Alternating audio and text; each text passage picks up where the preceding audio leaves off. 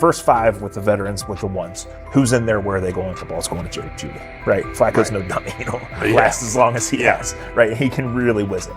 But as we go on, I want to watch these guys because they probably just got plays installed Tuesday, and they're out there running on Wednesday. Shedeur Sanders arrived in Cleveland and immediately commanded attention. The rookie has yet to take a preseason snap, yet the energy around him inside the building and across social media eclipses what many veterans receive in an entire season. Fan enthusiasm is so strong that Deshaun Watson's jerseys are already drifting toward the clearance rack at the team store. In a matter of days, Sanders has become the roster's second most popular figure, while Watson watches his once secure QB1 status and public approval shrink by the hour. Shedeur or Deshaun? Who do you want as your quarterback next year? Honestly, Shedeur. I love Deshaun though.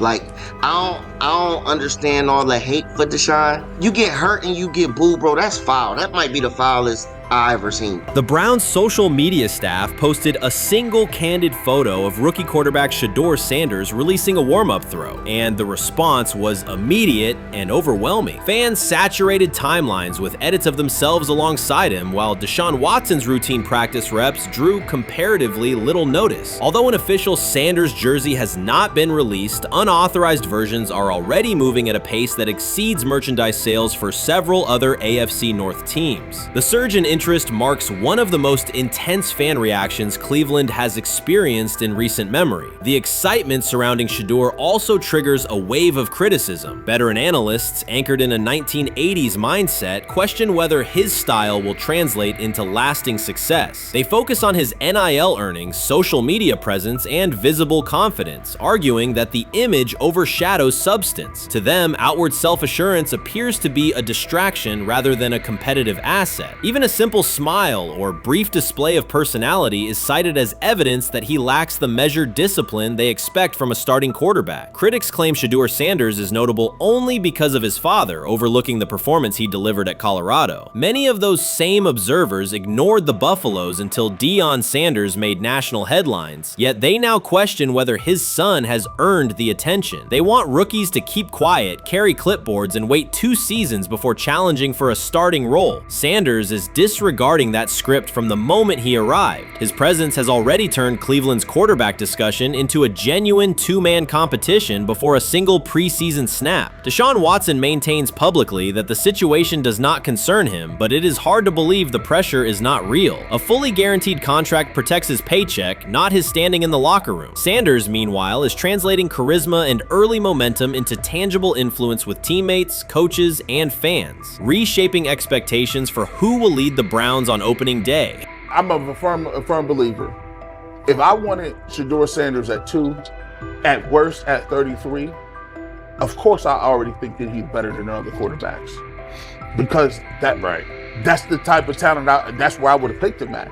And if he was at 2 or 33, and he still had the same exact skill set, we will be talking about him starting and playing. Right. Well, there'd only be 3 quarterbacks. It'll be 3 not quarterbacks, 4. not 4. Yeah. But since he moved to the 5th round, that's cool. They might have to go along with it. But to me, I think if you ask who got the best tools, I'm going with Shedeur. Shedeur Sanders has not taken a single professional snap, yet discussion about him has split NFL social media into 2 camps. One side already argues he should start immediately. The other worries about what that means for veteran quarterbacks like Deshaun Watson. Reporters now line the perimeter of Browns camp, scrutinizing every inconsistency in Watson's spiral and every precise throw from Sanders during drills. Each well-placed pass is clipped, posted to TikTok, and captioned as evidence of a future QB1. Cleveland is no stranger to quarterback drama, but this situation is different. Rather than cycling through another unproven starter, the franchise is dealing with the rookie who entered with more polish, public attention, and perceived readiness than most first-year players. Fans chant Sanders' name before he has appeared in a preseason game, while the established starter works to maintain his relevance. The atmosphere is not yet a full controversy, it is a countdown. Traditional analysts insist on the importance of experience and respecting the process, yet Sanders is progressing on the timeline set by the supporters who already view him as the next leader of the offense. I view things as I got time. I got time to be able to grow and mature, and be able to understand the ins and outs of the defenses and be able to get the good insight from the vets in the room. So I look at it as, a plus. And whenever, it's time for me to play. Shedeur Sanders rolled into Brown's camp and instantly made the whole practice feel like a recess pickup game. NFL vets suddenly looked like they'd forgotten the playbook and were just trying to keep up. With that being said, I see some balls coming out of Shedeur Sanders at that camp, and I'm like, kind of looks like a guy. Yeah, I'm reading. He can sling it. Read the team. I see him, some of the veterans, how they talk to him, mic'd up, see what he's doing in the community. Yep. Talking about Njoku there? Joku, Mike Neb. Yeah, once you see, different little interactions and things like that, I know he has the talent. We'll see. It'll be a competition that usually brings the best out of guys, especially young guys. So I'm interested to see how that quarterback situation. Right after Shedeur Sanders tightened his cleats and the Browns settled in for what they figured was a routine camp day, the whole vibe tilted sideways. No blazing comet, no UFO touching down at midfield, just a swagger-charged quarterback striding in like he'd crashed the wrong league and thought, yeah, I'll stick around and run this show. The Browns had no clue what storm was rolling in. You'd expect an NFL team to do a quick scout, maybe pull up a highlight reel or two, but nope. They greeted Shedeur with a shrug, only to watch him seize the field on snap one and run the whole operation like a seasoned pro. First and foremost, he's been the best quarterback in camp. Now look, Joe Flacco ain't had many opportunities. There was a whole day I saw he didn't throw the ball at all. Here's my theory on the situation. They already know who's starting in the number 2 is. They already know. Joe Flacco and Shedeur Sanders is already locked up. You're missing the boat, people. You're missing the boat. Your boy, Kenny Pickett and Dylan Gabriel, they're fighting. Shedeur didn't merely clock in, he hijacked the session. One moment he's loosening his arm, the next he's roasting veteran QBs like faded names on busted draft boards. Defensive coordinators everywhere had the same gut punch reaction. His pocket poise? Straight disrespectful. His timing? Psychic. And every pass left his hand like it was laser guided to its mark. While Shedeur Sanders was slicing up routes, the Browns secondary looked less like an NFL backfield and more like a gaggle of dads sprinting through a Saturday fun run. Big on enthusiasm, short on closing speed. Coaches fought the urge to slam the emergency horn. Players traded wide-eyed, "Are we serious?" stares, and someone even double-checked that a hidden camera crew wasn't about to pop out of the tunnel. But nope, this was pure Shedeur. Half cold-blooded surgeon, half highlight factory. He wasn't dropping a casual "I'm here," he was crafting a masterclass. From the first rep, the tempo changed. Shedeur Sanders accepted the snap with steady footwork, diagnosed the Browns' single high shell, and delivered a tight window seam route that forced the free safety to recover late. Throughout the period, he manipulated leverage with quick shoulder fakes, moved through full field progressions, and released on time from a balanced base, consistently putting the ball on his receiver's upfield shoulder. Cleveland's coverage struggled on multiple fronts. Safeties hesitated between deep half responsibilities and underneath support, creating voids at 15 to 20 yards. Cornerbacks and off-man were caught in trail position when Sanders used rhythm throws on 3-step drops, while those who tried press technique had their inside hand neutralized by his receivers' outside releases. Linebackers widened to match shallow crossers, leaving the middle hook unguarded for pivot routes and option digs. One corner attempted a line of scrimmage jam. Sanders immediately adjusted the route to a back shoulder fade, releasing the ball before the break and rendering the press ineffective. Over the session, he showcased pocket discipline, reclimbing to maintain throwing lanes rather than drifting, and finished with a series of anticipatory throws against cover 2 cloud, fitting vertical outs between the flat and deep half defenders. Sanders' combination of rapid post-snap processing, precise ball placement, and pocket efficiency exposed coverage mismatches at every level and highlighted communication gaps in the Browns secondary. By mid-session, the Browns defensive staff clearly recognized their calls were outmatched. Every adjustment, a roll to cover 6, a simulated pressure, a late rotate to 2 high, was neutralized once Shedeur Sanders confirmed the post-snap picture. Routes that had taken weeks to script were beaten by timing and location. Comeback set at 12 yards broke open before the corner's transition. Slot seam-outs dotted the void between the flat and deep half defender, and boundary receivers beat press with quick hand techniques, receiving distributing the ball before the trail man could recover. Sanders' command was methodical. He used cadence to freeze plug blitzes, re-ID'd the mic when linebackers sugared the A-gaps, and maintained a firm base so he could reset and fire without resetting his feet. His receivers benefited from that rhythm. Top of the stem, eyes back. Ball delivered on their upfield shoulder, allowing immediate transition to YAC. The Browns front tried a late stunt to compress the pocket. Sanders climbed 2 steps, re-spotted the shallow crosser, and delivered in stride, turning a potential sack into a 20-yard gain. What stood out most was how little ramp-up Sanders needed. From his first series, he processed full field concepts at tempo, cycling through progression reads without hitching. The poise under interior pressure, consistency in ball placement, and ability to manipulate zone defenders left the Browns' coordinated disguise packages ineffective and forced them into static coverage by the end of the period.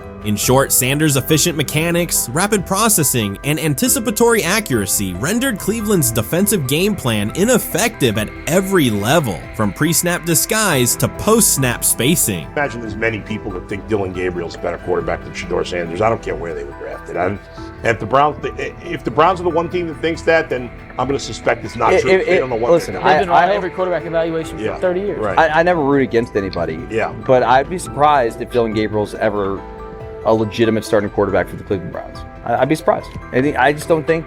Well, then it is a wasted pick because you took him in the top 100.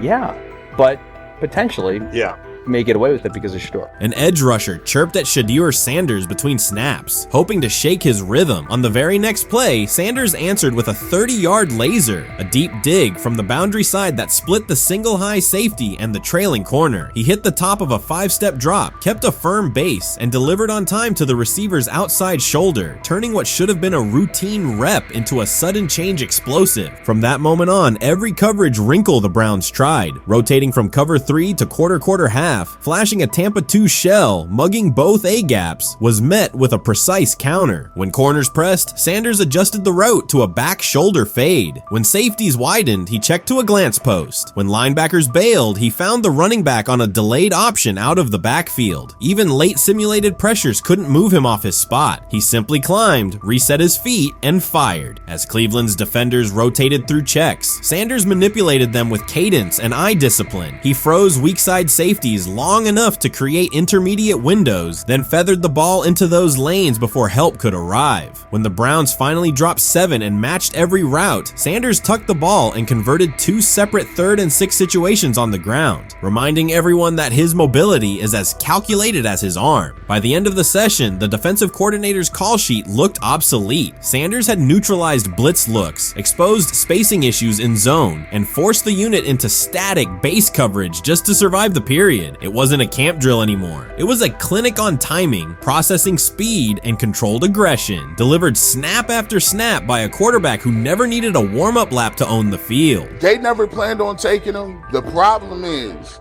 like Ocho Cinco said, you got somebody that has endeared himself to the locker room. And guess what? The difference between him and Tim Tebow, the biggest one, is he can play. He can throw the ball. Tim Tebow running around being an H-back. He can throw the ball. And he's done everything he needs to do. He ain't saying nothing. He ain't rocking the boat. He ain't mad about the reps. He ain't mad about none of that. All the people out there want to see is this, like Tyler said earlier. We want to see what he can do with Jerry Jeudy. That's it. I want to see what he can do with David Njoku. I want to see him with Junkins. I want to see him with the first running backs. If you are cooking, if you are beating down the doors with the 3s and 4s, guess what? You deserve more. From the first team period on, Cleveland's secondary looked a step slow. A deep third safety hesitated on a post-snap rotation, leaving Shedeur Sanders free to climb the pocket and fire a 22-yard out that arrived before the defender could plant and drive. The supporting cast around him, players fighting for roster spots, not Pro Bowl invites, benefited from his command. Sanders used tempo to control the defensive front, altered protections at the line, and located throwing lanes so quickly that one receiver didn't register the catch until he crossed the goal line. As the Browns tried new personnel groups, coverage busts multiplied. Starters slipped out for hamstring stretches while rookies rotated in, only to find the ball arriving on their blind side before they'd completed a midpoint squeeze. On a later 3rd and long, Cleveland finally closed the interior rush lanes, compressing the pocket with 3 defenders. Sanders pivoted through the traffic, stepped into a narrow escape window, and without resetting his shoulders, whipped a no-look pass to the boundary curl for a fresh set of downs. The throw turned a potential sack into an explosive play and left the coaching staff scrambling for answers. The people who are fascinated by Shedeur for whatever reason, whether it's his play, I guess last year was kind of fun. If you're just like a guy who grew up like loving Deion Sanders and passed that love on down to your kids, I can see why you're like that. The one thing I will give them is you're looking at this quarterback room. If you're a fan of Shedeur and say, why can't he go beat Dylan Gabriel or Joe Flacco or Kenny Pickett? So I do understand that part of it, right? Because why not? Why couldn't he be the Brown starter in October or November? That looks like a quarterback room where everyone will get a chance to start. He lied to us all when he said that this was going to be an open competition, a 4-man open competition when it comes to the QB situation up there in Cleveland, in which, from the looks of it, all we've seen it be was a 3-man race. The only people that has been getting reps in with the first team or with the veterans are Joe Flacco, Kenny Pickett, and Dylan Gabriel. We've never seen my boy Shedeur Sanders get a chance to get in. Even with him doing the things that he has been doing up there, he has yet to get in with the... Shedeur Sanders was caught off guard by Coach Kevin Stefanski's recent remarks, which have sparked talk of bringing in another starting quarterback. Commentators are debating whether Stefanski's comments reflect eroding confidence in Sanders or a brief lapse in judgment, but the rookie now faces intensified scrutiny over his role. The Browns, we got an analyst that says that Shedeur Sanders should have some kind of a ban? Banishment of some kind? Come again? Say what? For what? And we've got, this would be more troubling. If I'm a Browns fan, and this is where we're going to start, potential dissension in the ranks of the front office and the coach. And over what? Quarterback. When a program's headline quarterback suddenly becomes the subject of sideline murmurs and quiet searches for replacements, the situation is unmistakable. It's a breach of trust. Shedeur Sanders, the passer who put Colorado back in national conversations with his production and profile, has just received a clear message that his job security is in question. Coach Kevin, the assistant previously considered to be in Sanders' corner, made remarks that ignited speculation about changing quarterbacks. Fans, analysts, and even Deion Sanders are now reassessing the team's unity and its true plan for the position. The comment was no accident. It was a deliberate signal that the staff may soon elevate a backup. For perspective, Shedeur Sanders did not step into ideal conditions last season. He was sacked so often that Colorado could have dedicated a locker to every opposing edge rusher who reached him. Could I possibly go to bat for Kevin Stefanski as a great head coach? No, I couldn't. Could you go to bat against him, saying he's a horrible head coach? No, I can't. I think that's why we fall in the middle. I think that's why in a lot of these discussions, and that's why a lot of the rankings, you see him right now in that 15 to 20 range, somewhere in that middle pack of NFL head coaches. I've said earlier, Kevin Stefanski has already been given more head coaches than any coach I've ever seen in Cleveland.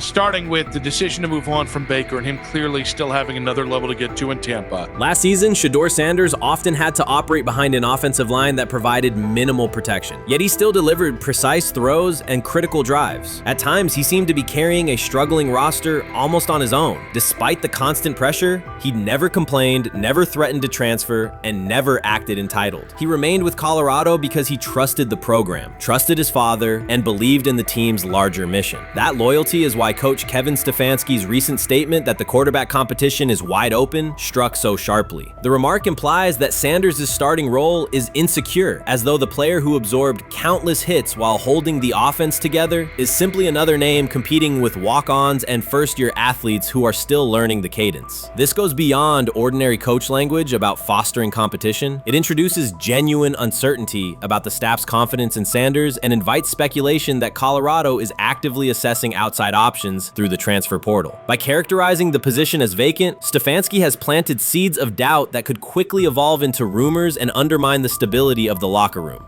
I'm sorry, but when it comes to quarterback, I'm going to defer to my head coach, generally speaking, especially one with Stefanski's track record and how he's viewed across the league.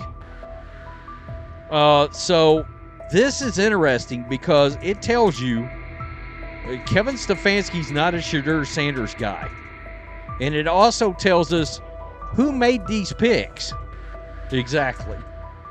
The Cleveland Browns made a rather awkward decision in the NFL draft, opting to take quarterback Dillon Gabriel in the 3rd round, well before he was expected to fly off the board. Then 2 rounds later, the Browns took fellow quarterback Shedeur Sanders. So what exactly is going on? Discussion has begun about whether Colorado is actively evaluating another quarterback and preparing for life after Shedeur Sanders. Analysts are debating whether Coach Kevin's move is calculated strategy or a misstep that jeopardizes team stability. Sanders remains a top NFL prospect, Deion Sanders' son, and the program's public face. His highlights dominate social media and his jerseys outsell the team's victories. Yet he is once again being asked to reaffirm his position. The issue is more than routine roster management. It intersects with the family dynamics that shape the program. By portraying the quarterback job as open, Coach Kevin signals to both Shedeur and Deion that the staff is willing to move on despite Sanders' stature. For Shedeur, sitting through film sessions while hearing talk of potential replacements adds an unwelcome layer of uncertainty to an otherwise proven resume. The decision may reflect a desire for a quarterback with a different profile, perhaps someone more mobile and system-oriented, rather than a dismissal of Sanders' accomplishments. Many observers declared Deion Sanders was finished. They argued that his public style attracted unnecessary attention, that his health had deteriorated too far, and that his coaching career was approaching an abrupt conclusion. They misread his resolve. When speculation intensified, Sanders did not schedule a press conference or issue a formal statement. Instead, he released a short video recorded at his Texas home, walking alongside recording artist Lil Wayne. The footage established 2 facts. Although Sanders still walks with a limp, he remains active, and he intends to return to the sideline. Reports from USA Today and ESPN confirm that Sanders had temporarily left Colorado to recover from a significant, undisclosed medical condition. He lost 14 pounds and missed several summer practices, leading to widespread debate about his future. Unofficial sources suggested complications related to previous blood clot issues, but no official diagnosis was provided. Throughout Sanders' absence, numerous media outlets framed his situation in crisis language, frequently questioning whether he would coach again. By comparison, when coaches such as Lincoln Riley paused their duties for health or family reasons, coverage emphasized understanding and patience, an imbalance that reflects a common difference in how high-profile black coaches are treated. Sanders' silence was not a retreat, it was a period of recovery. During rehabilitation, he relied on family, faith, and trusted colleagues, yet stayed connected to his program through brief online updates. The video with Lil Wayne demonstrated that he retained strong support from influential friends, countering narratives that portrayed him as isolated or on the verge of retirement. The visual evidence showed that his setback is temporary, and that he remains determined to lead Colorado into the forthcoming season. Since accepting the Colorado position, Sanders has dramatically elevated the program's national standing. He first drew national attention to Jackson State and the broader HBCU football landscape, then moved to Boulder and transformed a one-win team into a central storyline in college athletics. His approach, combining hip-hop culture, direct communication, and open expressions of faith, has challenged conventional expectations for head coach behavior. Each step forward has been met with heightened scrutiny. His time at Jackson State was labeled a publicity stunt, his departure for Colorado was framed as abandoning HBCU culture, and his social media presence has been cast as distraction from traditional coaching responsibility.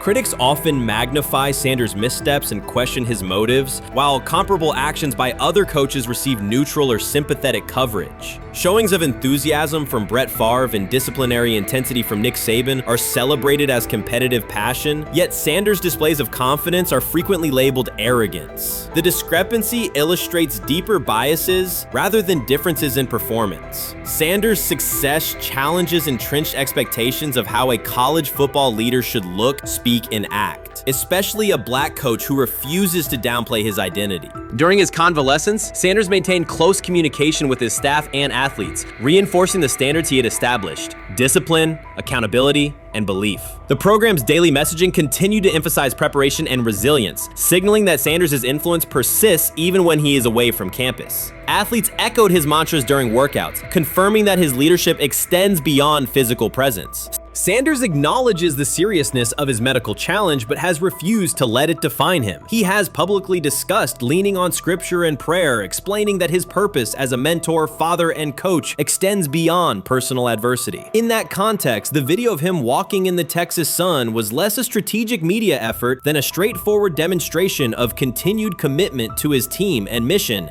Colorado still requires Sanders' vision. Prior to his arrival, attendance was low, national media attention was minimal, and recruiting momentum had stalled. Sanders' leadership brought renewed energy, authentic identity, and higher standards of accountability. Players who previously lacked representation in college football leadership found a coach who shares, affirms, and elevates their cultural background. Sanders supplements conventional coaching priorities, scheme, fundamentals, and execution with empowerment initiatives that cultivate self-confidence and authenticity. As preseason camp approaches, Sanders intends to resume full involvement, even if medical recovery remains ongoing. His presence is expected to restore on-site leadership, stabilize the locker room, and direct media coverage toward on-field progress. For Sanders, the objective extends beyond compiling wins and includes completing a cultural transformation that expands how success and leadership are defined in modern college football. Those who predict his decline overlook the underlying traits, faith, perseverance, and purpose that have supported Sanders throughout his career. Doubts, rumors, and disproportionate scrutiny have followed him from playing days into coaching, and he has consistently responded with results. His current health setback is another obstacle, not a conclusion. The broader initiative he leads, centered on authenticity, opportunity, and high standards, continues. When Sanders returns to the sideline, it will mark the next stage of a movement he has guided from Jackson State to Boulder. The recent period of quiet has been strategic rather than passive. Instead of defending himself in daily briefings, Sanders focused on rehabilitation, remote program oversight, and family support. Each brief social media message reinforced a consistent theme: faith and preparation. He has articulated gratitude for medical professionals and has reiterated that his mission at Colorado is unfinished. His public references to scripture have been direct but measured, aligning with his long-standing practice of integrating faith into leadership. By walking through his ranch with Lil Wayne, Sanders signaled continuity. The clip underscored that influential supporters remain engaged, that Sanders' broader network values his vision, and that he remains capable of navigating physical challenges. The visible limp was not evidence of imminent retirement. Rather, it documented the reality of ongoing recovery and the resilience with which he approaches each obstacle. Colorado's athletic administration and football staff continue to affirm Sanders' program direction.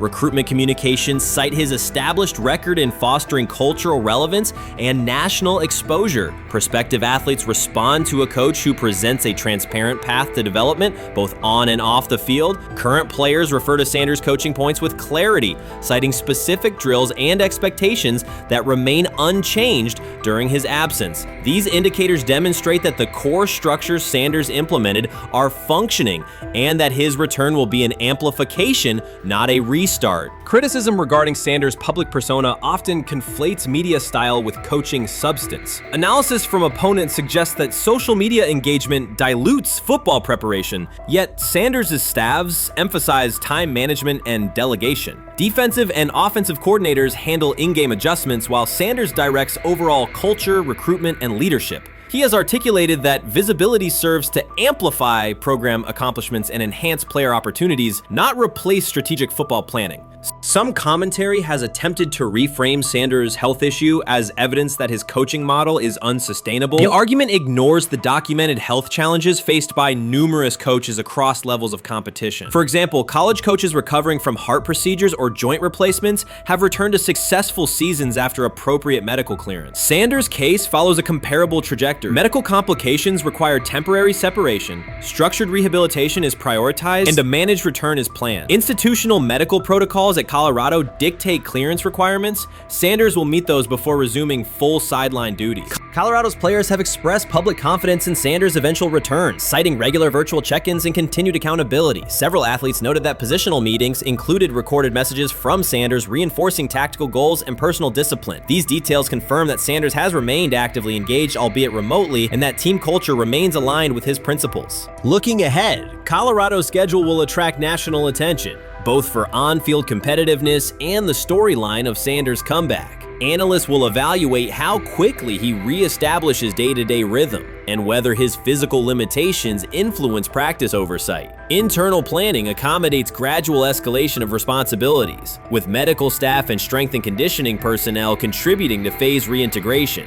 The broader significance of Sanders' return extends beyond Colorado. His visibility continues to challenge prevailing narratives about leadership styles and pathways in college athletics. By prioritizing authenticity, open articulation of faith, and cultural expression, Sanders offers a contrasting template to more conventional models. His eventual recovery and sideline presence will reinforce the argument that diverse leadership profiles can succeed in elite collegiate competition. In summary, rumors of Deion Sanders' coaching demise were premature. Verified reports confirm a substantial but temporary medical setback. He used the time away to focus on health, sustain program engagement, and rely on a support system anchored in family, friends, and faith. His recent public appearance demonstrated active recovery and reaffirmed his intention to resume leadership in Boulder. The forthcoming season will test Colorado on the field, but it will also underscore the durability of Sanders' vision, one that combines competitive ambition with cultural resonance. Observers who continue to question his longevity overlook the resilience and purpose that have defined his career. Sanders' return is imminent, and the movement he leads remains intact. What do you think is happening in Browns camp? What do you think is going to happen there? Before I let you go, Lewis. You know, I think it really does all depend on how Kevin is able to, as it relates to Shedeur, work him in enough. Well, one, Shedeur has to earn the right for Kevin and the staff to have discussions about, hey, we got to get him more reps with the ones and twos.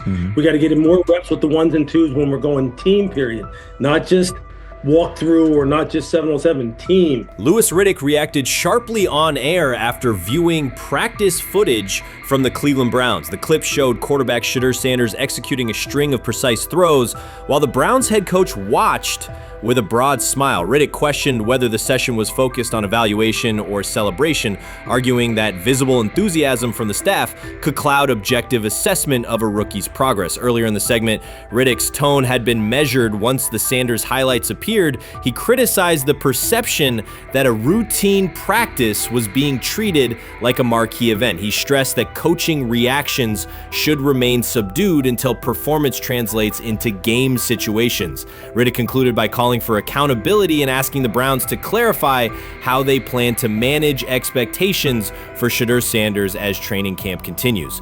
Couldn't imagine me myself saying, hey, you know what? As someone who has been at the very bottom to try and ascend to like some level of success, I could never imagine going, you know what would be really cool? I'm gonna play a joke on someone like this and make pretend that I'm a GM and I'm drafting you when actually I'm not, and then I'm gonna hang up and just giggle about it. Man, what the hell are we doing? Seriously, what are we doing when we think that that kind of crap is funny? I don't know. Trying to get likes on TikTok. I don't have the right words for it.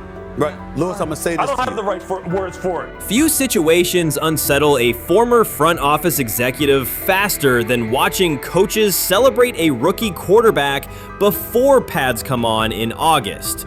In Louis Riddick's view, the Browns staff did more than acknowledge promise. They acted as though they had already secured their franchise leader. Throughout the session, Shedeur Sanders delivered 40-yard throws off his back foot, ran crisp 2-minute drills, and displayed steadiness rare for a first-year player.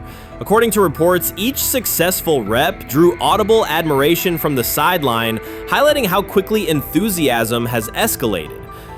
When Riddick reviewed the same practice tape and heard the glowing comments, he challenged the reaction on live television. He argued that a few controlled drills should not override the methodical scouting and development work that normally guides roster decisions. Riddick's criticism focused less on Sanders' talent than on the evaluation process. He warned that comparing a prospect to established stars or joking about renaming the stadium creates pressure before the player has taken an NFL hit, faced a disguised coverage, or logged a preseason snap.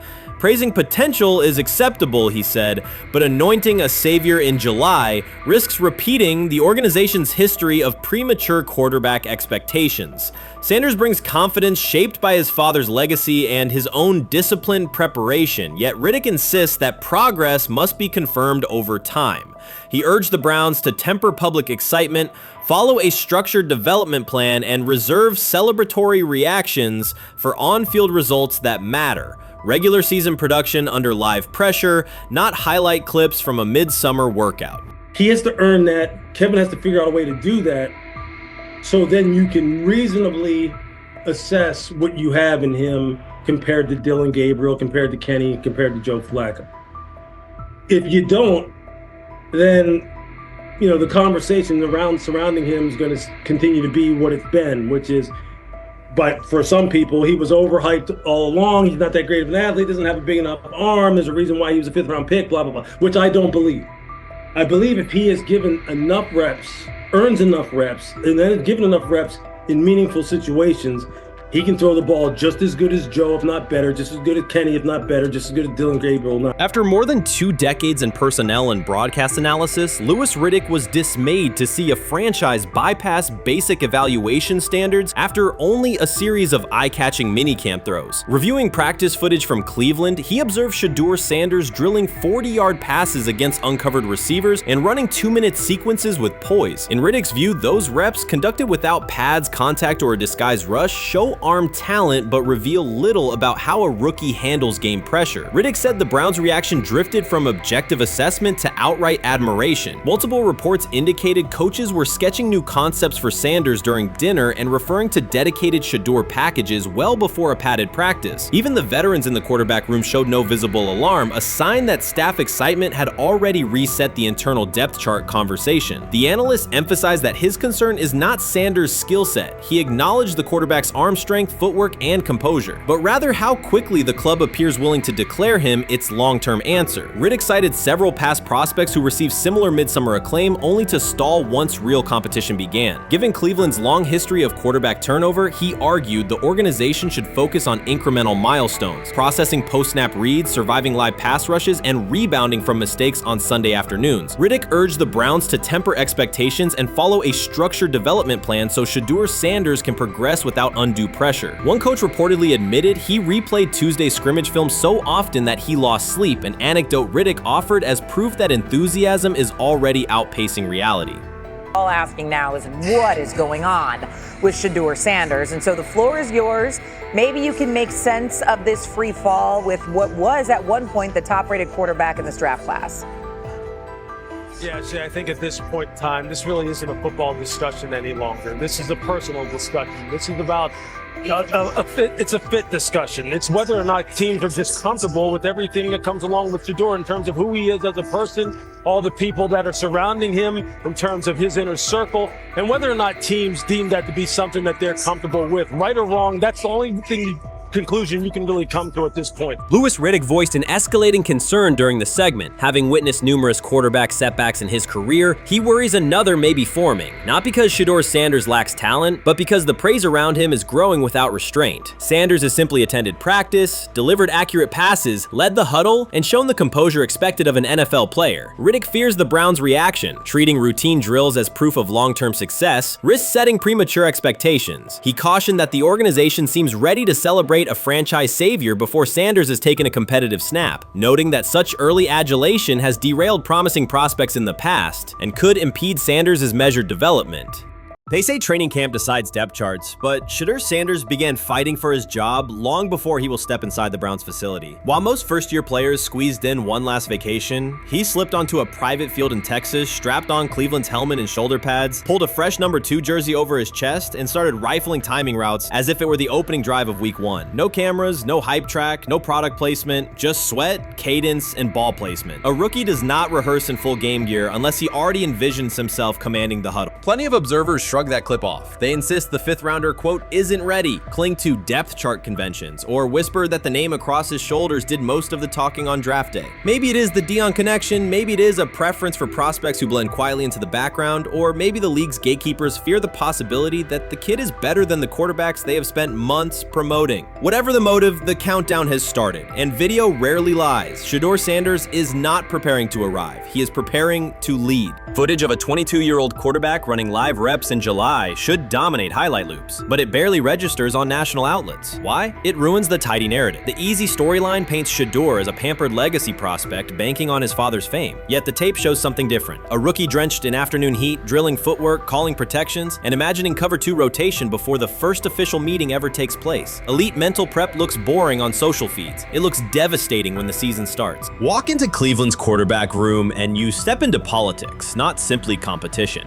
Joe Flacco, a Super Bowl MVP in decline, carries institutional trust. Kenny Pickett, rescued from Pittsburgh's reset, carries hometown intrigue. Dillon Gabriel, the third-round system fit, carries draft capital the staff must justify. And then there's Shedeur, the lightning rod whose presence alone spotlights every bias in the evaluation process. Coaches frame it neatly. Rookies must wait their turn. The truth is less polite. Practice snaps are currency. Perception is elastic, and early allocations already favor Pickett and Flacco. It is the oldest playbook in the league. Lock vets into the headline roles before pads even crack. Then let repetition shape reality.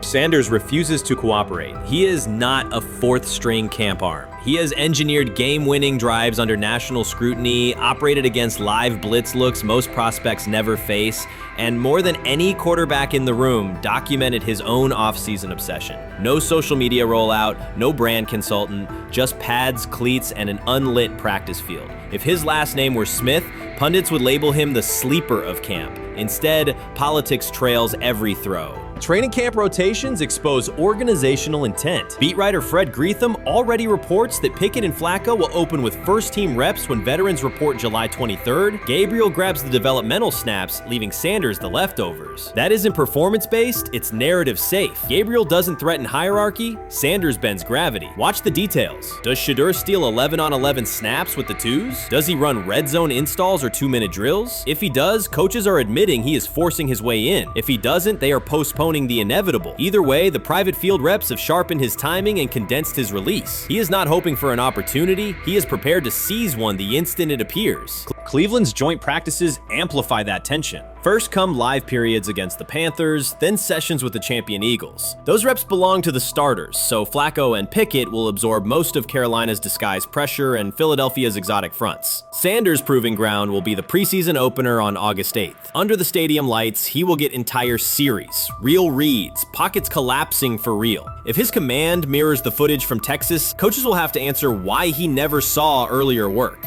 Reps are scarce. 10 padded practices separate veteran arrival from game 1. Even an even split, something that never happens, would hardly suffice. Instead, the staff will funnel snaps toward the comfortable choices. That strategy can bury a rookie, but it can also spark an eruption when limited opportunities turn into highlight drives. One flawless touchdown march in the second half of a preseason game, and the dog pound will chant his name. Then the staff's narrative control evaporates. Criticism of Sanders has never matched the scrutiny applied to his peers. Analysts nitpick a ball pat, a foot angle, a pump fake, Pickett's inconsistency, Flacco's diminishing velocity, Gabriel's college system crutches. Discuss politely, if at all. With Shedeur, the critiques arrive as coded doubts. Does he rely on the family brand? Is he coachable? Can he stay humble? That double standard is as old as the league's resistance to outspoken black quarterbacks. Add Deion's unapologetic persona, and each Sanders rep becomes a referendum on establishment comfort levels. Shedeur answers not with rebuttals, but with work. Work captured in silent footage more deafening than any debate show monologue. Quarterback drama masks broader roster cracks. The Browns receiver group is crowded yet unproven. The safety room failed to create turnovers a year ago. Interior defensive linemen are still rehabbing, and the offensive line must retool on the fly. Which quarterback can navigate that turbulence? Flacco's pocket mobility is limited. Pickett's confidence remains fragile. Gabriel is months away from processing NFL disguises. Sanders, forged by perpetual doubt, offers poise under chaos and meticulous preparation, a combination this franchise has lacked since, well, almost forever. Forget politics, depth chart etiquette, and recycled sound bites about developmental timelines. The only metric that counts now is who did the work. Sanders pounding through full gear scripts in late June is not vanity, it's vision. While the league sleeps, he refines his drop steps. While media speculate, he rehearses third down checks. He has already decided what he is. The organization must decide if it can recognize it in time. The preseason will provide the answer. Live bullets, real blitzes, stadium noise. When those throws leave his hand under pressure, no one will discuss ball pats or surnames. They will ask how a quarterback this prepared slipped to round 5. And if the performance matches the preparation, excuses about lack of reps will dissolve. It will be production against perception, and Shedeur Sanders has been producing where no one could see. Ready is the wrong word. He has been ready. That's exactly what he says. I'm told the footage of Shedeur Sanders meeting with the Giants is so bad that both the Browns and the Sanders family have threatened legal action if it is published. The New York Giants have released audio from their draft interview with Shedeur Sanders, and the disclosure has drawn intense public reaction. Fans want to know whether Sanders made critical remarks and why the Giants shared material that should have remained confidential. The situation revolves around an open microphone, contentious comments, and the broader implications of the leak. The New York Giants published a brief, edited segment from their interview with Shedeur Sanders and withheld the remaining footage. Observers are debating whether this was a strategic public relations decision or an attempt to discredit him. The team has offered no additional explanation, and many fans view the limited release as inadequate and potentially misleading. They are demanding full transparency and accusing the organization of orchestrating a negative narrative. While criticism of Sanders is vocal, his supporters are responding with equal intensity.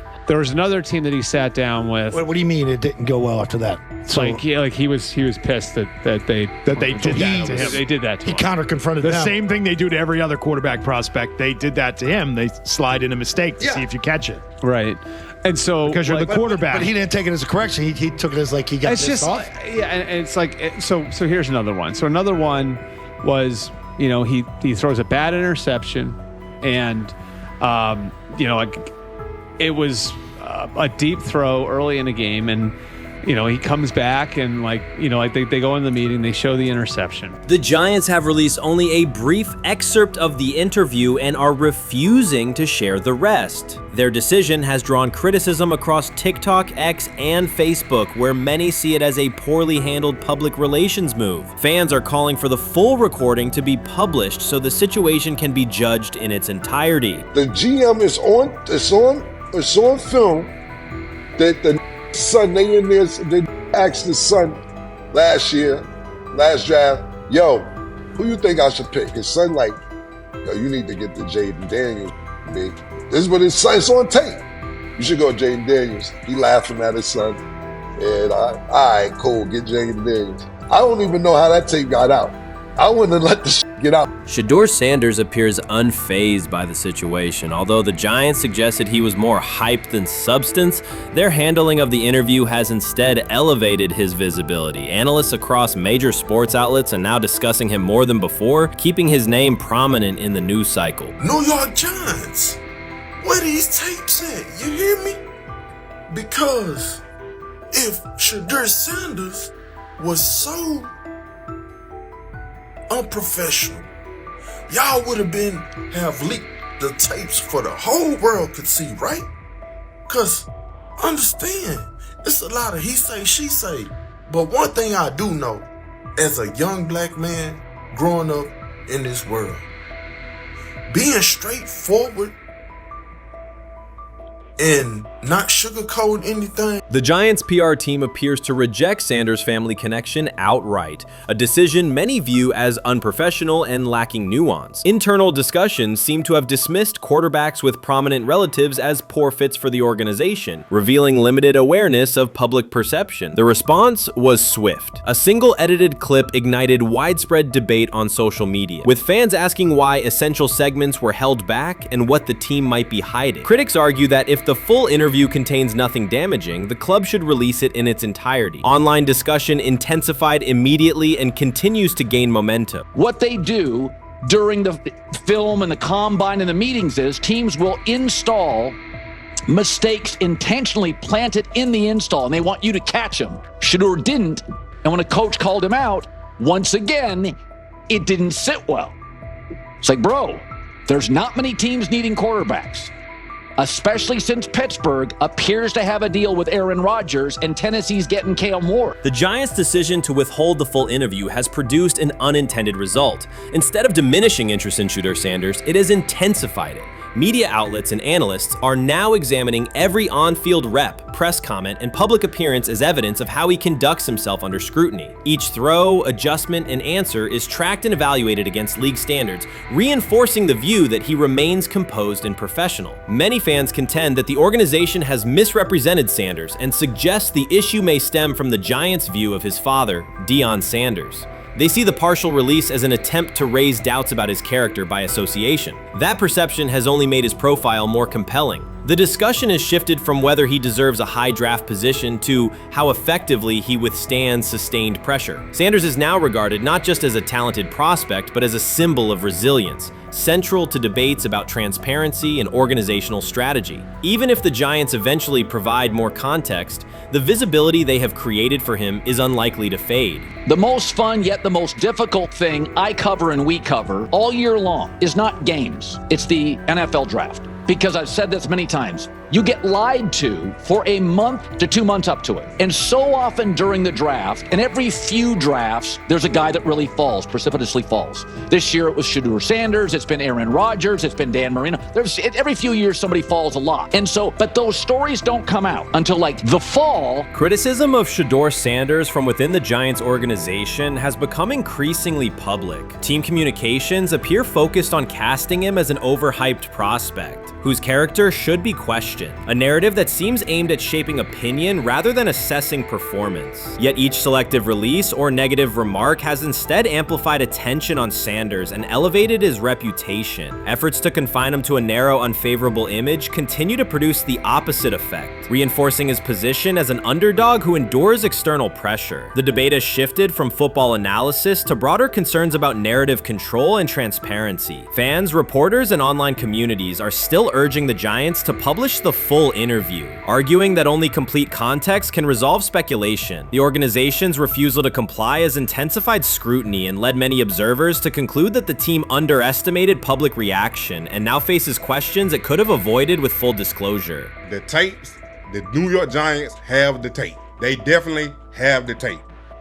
It's confirmation that they had the tape. Shedeur didn't do nothing. It's what they saying he did. I'm gonna tell you what these mixed reaction right here.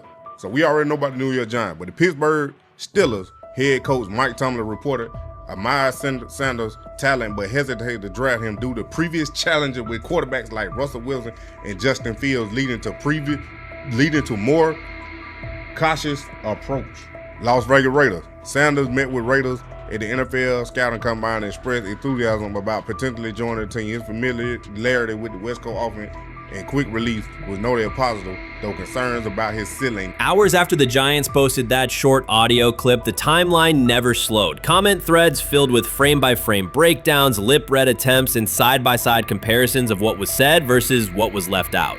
Reporters called league contacts. No one could explain why a franchise would stir this level of curiosity only to seal the vault. Each refusal sharpened focus on Shedeur Sanders, turning routine throws into national talking points. Analysts kept circling back to the same note. His cadence at the line looks unchanged, steady against the noise. Hashtags demanding the full interview, trend drop, and trend again. Podcast hosts bump scheduled segments to lead with the leak. Rival teams get asked how they would handle a similar situation, then quietly check their own archives. Inside Giants headquarters, the plan to shape the story looks less like strategy and more like a slow burn spotlight they can't switch off. And now every preseason snap, every media availability, every stray sideline camera angle gets fed into a loop that asks, what are they still hiding? The file remains locked. Curiosity keeps compounding. Until someone presses upload or steps to a podium and explains the redactions, the subject drifts away from depth charts and play design, fixing instead on secrecy, control, and the risk of underestimating how fast attention turns pressure into permanence. Momentum isn't fading, it keeps recalibrating, louder, impossible to mute.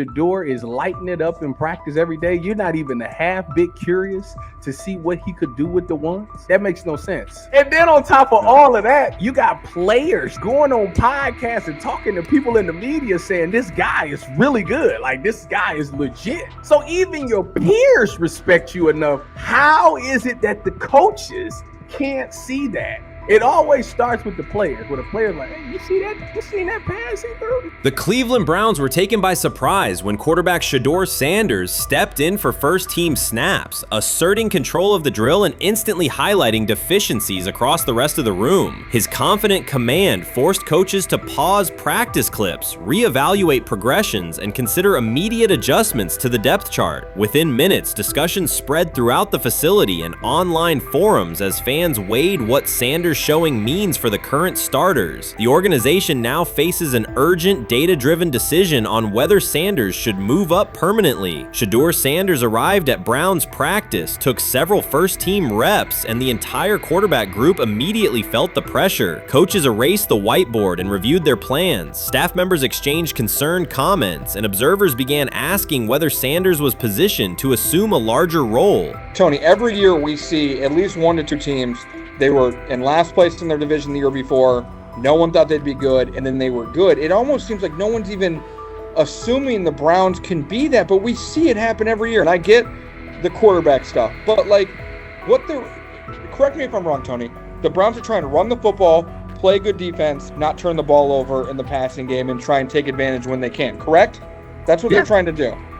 That was the 2020 offense. The Cleveland Browns are still searching for stability at quarterback. Deshaun Watson is yet to deliver consistent starter-level production that justifies his contract, and each game renews doubts about whether he can regain peak form. Behind him, rookie Deion Robinson shows promise but remains inexperienced and unpolished. Coaches are evaluating alternatives each week and may need to adjust the depth chart if progress stalls. The roster around them is built to contend now, so ongoing uncertainty under center is increasingly costly. As we talk about, we do believe in best player available. We do believe in positional value, and we didn't necessarily expect him to be available in the in the 5th round, and so we love adding competition to every position room and adding him to compete with the guys that are already in there. We felt like that was the appropriate thing to do. The Browns quarterback group is unsettled. Deshaun Watson has yet to provide the reliable, high-level play his contract demands, while rookie Deion Robinson remains promising but unpolished. Depth behind them consists mostly of veterans whose experience lies more in holding clipboards than leading offenses. The coaching staff needs an immediate answer, not a 3-year development project. Shedeur Sanders enters as that potential solution. At Colorado, he passed for more than 3,200 yards despite working behind one of college football's poorest offensive lines, consistently demonstrating poise, quick processing, and accurate ball placement under heavy pressure. Film shows steady reads and disciplined footwork, traits that offset concerns that his profile is built on family name or media attention. Cleveland viewed the signing as a low-risk, high-reward move. Early in camp, Sanders received a handful of first-team snaps intended merely as an evaluation. Those plays quickly changed practice tempo. The ball came out on time, receivers hit their landmarks, and the defense struggled to adjust. Coaches immediately expanded the review using phrases such as evaluate every option, an indication that the depth chart was no longer fixed. Watson sensed the scrutiny. Robinson increased his urgency. Within minutes, competition in the quarterback room intensified. Sanders repeated that performance in subsequent sessions. His footwork remained clean, progression sharp, and throws firm and precise. Each strong rep forced staff to reassess the plan to keep him buried on the developmental track. The broader context magnifies the pressure. Cleveland's roster is built to contend now. Fans are weary of quarterback turnover, and the front office cannot afford another costly misstep under center. Around the league, rookie passers rarely wait multiple seasons anymore. Joe Burrow, Justin Herbert, CJ Stroud, and even late pick Brock Purdy established that precedent. If Watson opens the regular season and struggles, public calls for Sanders will grow, especially if the rookie flashes in preseason. Alternatively, another team could attempt to acquire him if Cleveland hesitates to elevate his role. Each scenario underscores the same reality. Sanders' emergence has turned a routine camp evaluation into a critical decision point for the franchise. And we saw Dillon Gabriel go 11-11 with the first team, Shedeur Sanders go 11-11 with the second unit. So that was really the big wrinkle today. Yes, and of course, it was the first time that we have seen Shedeur Sanders get any of those coveted 11-on-11 reps. Of course, again, it wasn't with the first team offense or against the first team defense, but it's progress. And that means that he's going in the right direction, that the arrow is pointing up. He's coming up the learning curve. So that's good for him. And I actually thought just overall, he had a better day than Dillon had today. He completed more passes. He was more on point. In fact, in that 11-on-11 period, he threw a near touchdown. Desperation can push franchises toward aggressive decisions, especially when their quarterback options appear unconvincing or outdated. One scenario now emerging is that Sanders earns enough confidence to take full preseason reps with the starters, forcing Cleveland to revisit a depth chart it believed was settled at the beginning of July. His practices demonstrate that the excitement around him is grounded in measurable performance. Accurate, high-velocity passes against first-team defenses, and confident command of the huddle. Each strong outing also heightens league-wide interest. Rival scouts adjust evaluations, and general managers revisit their notes, aware that a viable young quarterback may soon become available. Inside the facility, the personnel staff must balance short-term results with long-term roster planning, knowing that an early move could reshape salary cap allocations and locker room dynamics. The pressure on Watson and Thompson Robinson escalates accordingly. Both must produce visible progress to maintain their current roles. Cleveland's recent history shows how quickly promising quarterback situations can devolve into controversy. The franchise has turned potential breakthroughs into organizational turmoil before, so observers remain cautious about how this competition will unfold. So the Shedeur Sanders, I want to talk about this. So here's a prime example. Shedeur Sanders, they had 3-day mini camp for the Cleveland Browns. And now Jimmy Haslam actually has some money. The Bengals owners and the Rooneys are near the bottom of the league in net worth. But what the Browns have is what I would call the Buffalo Bills used to have this years ago, pre-Josh Allen. What are Browns veterans saying about Shedeur Sanders behind closed doors? According to internal discussions, the feedback goes beyond casual praise. Several veterans describe his performance as franchise level. Private locker room conversations compare his command of the offense to established starters. And one senior assistant reportedly called him Sunday ready after a single walkthrough. The consensus is that front office staff and coaches have taken serious notice. Inside the Browns facility, informal conversations circulate among players and coaches. These remarks carry significant weight in personnel evaluations and often influence practice rotations. When veterans speak this strongly, the message typically reaches decision makers quickly, especially during roster planning. In short, the internal perception of Sanders is already affecting how the staff views the current quarterback depth chart. Browns vets kind of weigh in on Shedeur Sanders and how he's been since he arrived in Cleveland, in Pound Town. And I think it's very, very important that we discuss it, because it'd be really easy for these vets to, this wasn't like a on-the-record interview. This is just kind of back channels into what the vets are saying, the rumors, but the sources telling us. And we have a couple quotes, but Shedeur Sanders, Cleveland Browns, it seems like it's going well. And it's almost like you don't want to talk about it. At the center of the growing internal buzz is Shedeur Sanders, the rookie who entered Berea with late-round expectations but is being discussed privately as a potential long-term starter. This is not a routine camp tale about an extra arm taking practice snaps. Sanders has seasoned teammates, players with playoff mileage, quietly reassessing his ceiling. Observers who overlook these conversations risk missing one of Cleveland's most deliberate personnel moves in years. Sanders is not on the roster because of his surname. The Browns reviewed their quarterback depth, weighed costs, and chose a controlled, development-oriented option they believe can stabilize the position. His presence is already changing practice dynamics. Veterans notice his pocket awareness, adjust routes to his timing, and acknowledge that he processes coverage at an advanced level for a first-year player. Leadership patterns in the huddle feel different. Sanders delivers with precision and composure that challenge defenders to reevaluate their calls. The strategic upside is clear. A 4-year rookie contract offers cap flexibility while other franchises cycle through expensive stopgaps. Coaches and front office staff view Sanders as a calculated investment, not a publicity experiment. Outside chatter still focuses on Joe Flacco's age or Kenny Pickett's development. Inside the facility, however, veterans pause film sessions to dissect Sanders' ball placement and progression speed. Position coaches highlight clips where he works through reads decisively and delivers on time, traits rarely attributed to rookies. Sanders' confidence is measured rather than theatrical. He moves as though the NFL tempo is familiar, and that calm spreads across the roster. Experienced defenders are rechecking the depth chart and asking if the quarterback competition is tighter than publicly acknowledged. Great kid, and whether it's a following that he's earned, I mean, that's something that he's done a great job of interacting with fans, and but he is a great kid. You guys will get to know him more. He's working like crazy, just like all the guys. He's another young man. These rookies, my office is downstairs. As they got to walk by my office as they come in. They come in early.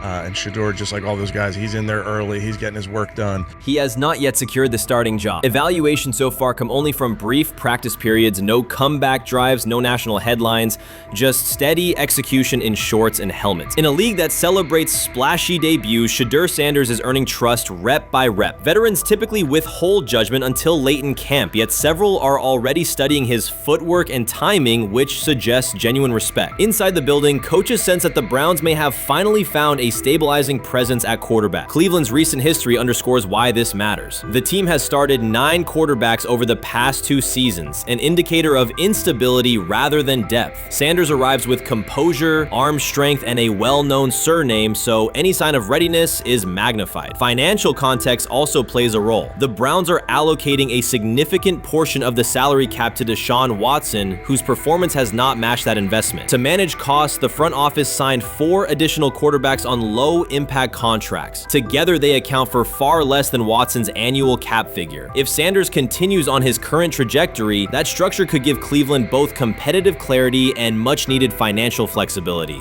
He's the only person who's come out and say, hey man, this dude look kind of good, man.